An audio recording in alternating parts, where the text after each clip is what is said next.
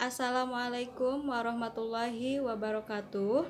Izin memperkenalkan diri, nama saya Elma Siti Fauziah dari semester 2 Akuntansi Pagi STIE Wibawa Karta Raharja. Saya di sini akan menjawab tugas soal yang diberikan oleh Bapak Ojan Masud Sutanto, SEMAKT, melalui materi yang dijelaskan dalam channel YouTube-nya. Pertanyaan pertama, sebutkan dan jelaskan pajak menurut UU KUP.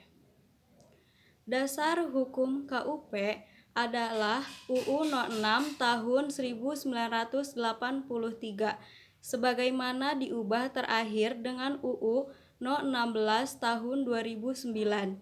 Karena UU mengalami metamorfosis yang disebut dengan istilah junto.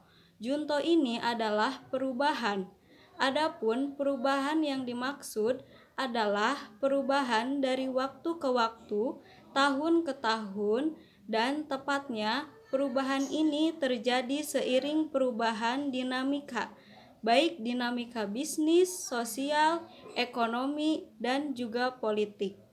Adapun pajak menurut perubahan UU KUP No. 16 tahun 2009 adalah pajak berkontribusi wajib kepada negara yang terutang oleh orang pribadi atau badan yang bersifat imbalan secara langsung dan digunakan dengan keperluan negara bagi sebesar-besarnya keperluan rakyat.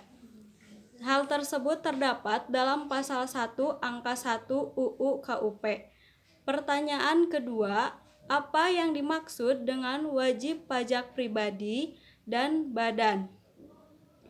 Yang dimaksud dengan wajib pajak pribadi dan badan meliputi pembayar pajak, pemotong pajak, dan pemungut pajak yang mempunyai hak dan kewajiban perpajakan sesuai dengan ketentuan peraturan perundang-undangan perpajakan.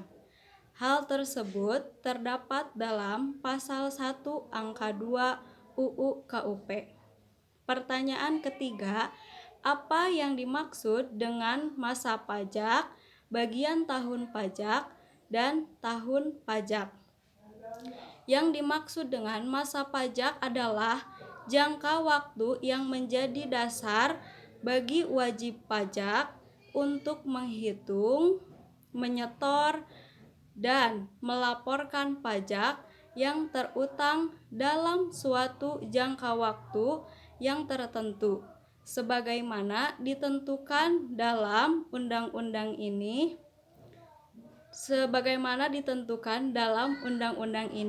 Hal tersebut terdapat pada pasal 1 angka 7 UU KUP. Bagian tahun pajak adalah bagian dari jangka waktu 1 tahun pajak. Hal tersebut terdapat dalam pasal 1 angka 9 UU KUP. Tahun pajak adalah jangka waktu 1 tahun kalender, kecuali bila wajib pajak menggunakan tahun buku yang tidak sama dengan tahun kalender. Hal tersebut terdapat pada pasal 1 angka 8 UU KUP. Pertanyaan keempat adalah, apa yang dimaksud dengan pemotong pajak dan siapa saja? Yang dimaksud pemotong pajak adalah kegiatan memotong sebesar pajak yang terutang dari seluruh pembayaran yang dilakukan. Lalu, siapa saja yang melakukan pemotongan pajak? Yang melakukan pemotongan pajak adalah pemotongan ini dilakukan oleh pihak-pihak yang melakukan pembayaran atau gaji terhadap penerima gaji atau pegawainya. Pihak pembayar penghasilan atau gaji memiliki tanggung jawab penuh atas pemotongan, penyetoran, hingga pelaporan pajak yang dilakukan pada pegawainya. Jadi, Sederhananya adalah pemotongan akan mengurangi jumlah gaji atau pembayaran yang diterima oleh pihak pegawainya. Pertanyaan kelima adalah jelaskan apa hubungan PKP dan PPN.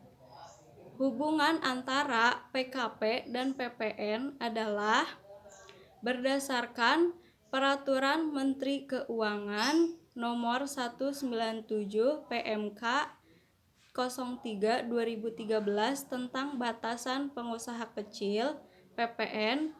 Pengusaha yang wajib menjadi PKP adalah pengusaha yang dalam 1 tahun buku memiliki omset minimal 4,8 miliar rupiah.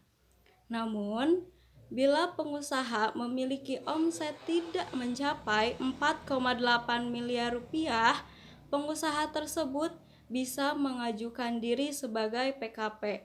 Biasanya banyak pula pengusaha yang memiliki omset tidak mencapai angka tersebut, namun memilih untuk menjadi PKP, sebab ada banyak keuntungan yang bisa pengusaha dapatkan bila menjadi PKP. PKP mempunyai hak dan kewajiban atas PPN. Adapun hak PKP atas PPN adalah 1. PKP dapat melakukan pengkreditan pajak masukan atau pembelian atas barang kena pajak atau jasa kena pajak. Yang kedua, PKP juga meminta restitusi jika pajak masukan lebih besar dari pajak keluaran atau penjualan dan berhak pula atas kompensasi kelebihan pajak. Lalu, kewajiban PKP atas PPN adalah 1. PKP wajib melaporkan usahanya untuk dikukuhkan sebagai PKP jika sudah memiliki omset mencapai 4,8 miliar rupiah dalam 1 tahun buku.